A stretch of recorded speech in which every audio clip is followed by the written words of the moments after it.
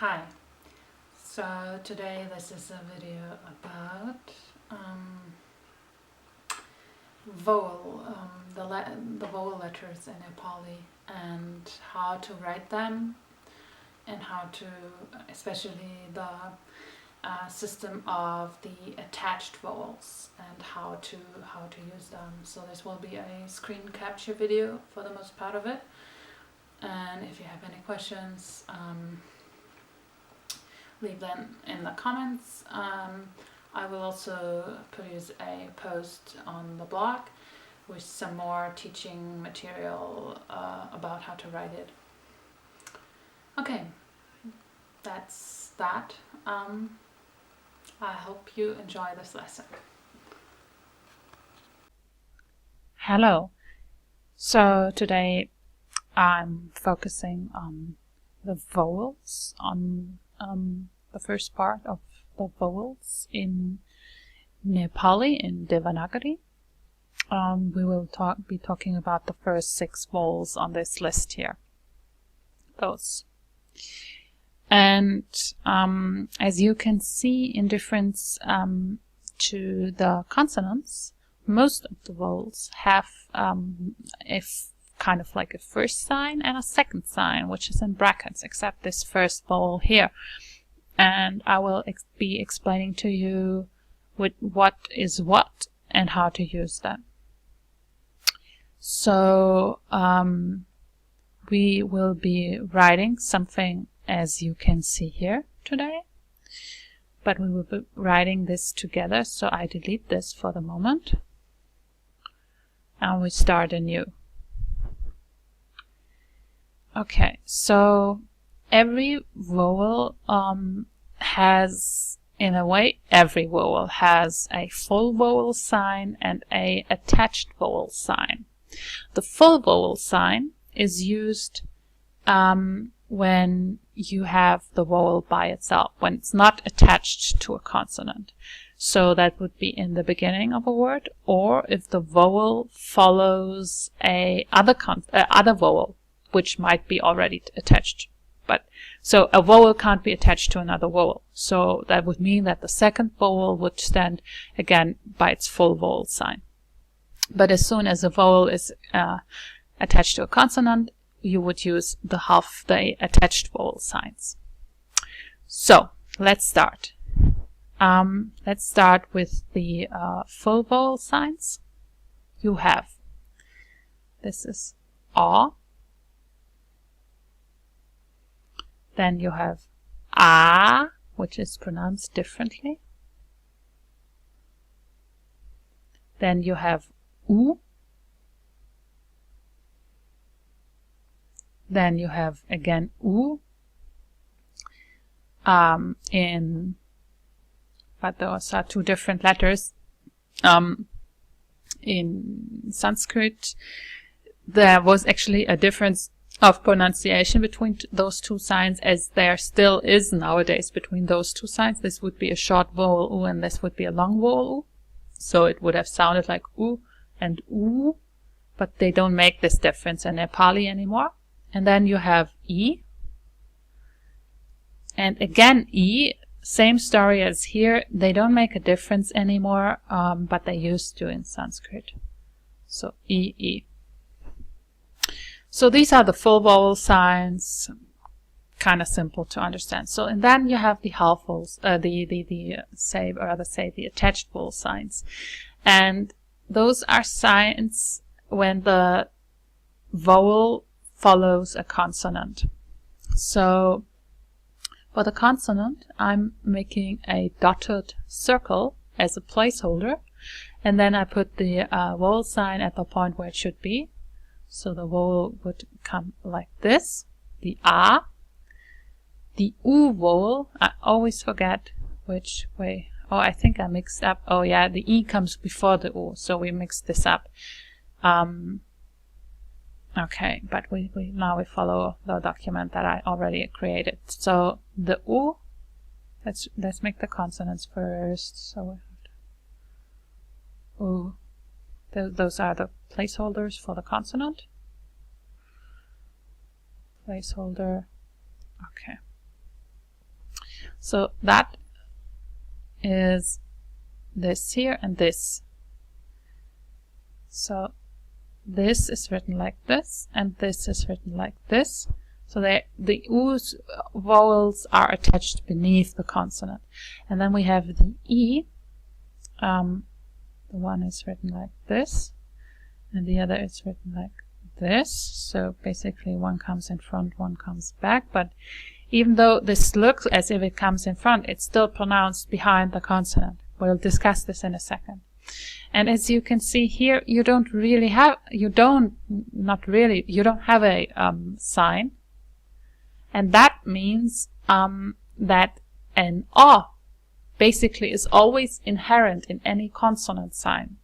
So if you write a consonant just by itself, it already implies a syllable actually, which would be like mo, ko, go, no, so, ro, and so on. Now I want to give you a few examples of how you would use this. There is a Nepali word that I really like. It's called artha, and which contains both the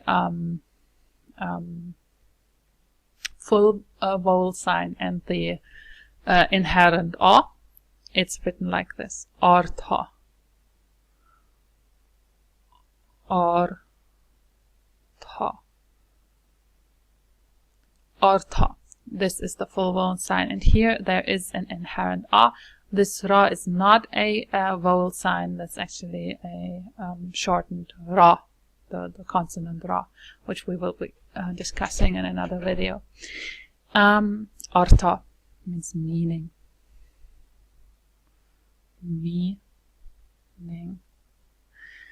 A is also a lovely word where we have both.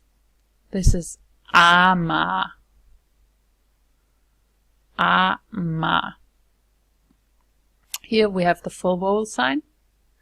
And here my writing is not, so it should be always attached to the connecting horizontal line. So that's the full vowel sign. That's the inherent, not the inherent, that's the attached A. Ama. Ortho. Ama. Now here I don't have really good examples. I think utnu should be written like this. Utnu. Utnu. But I'm not completely sure. Utnu. That is the full vowel, and that's the attached vowel sign. Utnu means to get up, to wake up, to get up. Utnu. I can't think of an example. I don't know my vocabulary. Let's see if I quickly find something in the dictionary. Utnu. Yeah. Let's check if Utnu should be right. So let's see, where should be Utnu? I know how to use the dictionary. I think there are no words that start with U. It's probably really rare. U. Umto. Any that I know, preferably.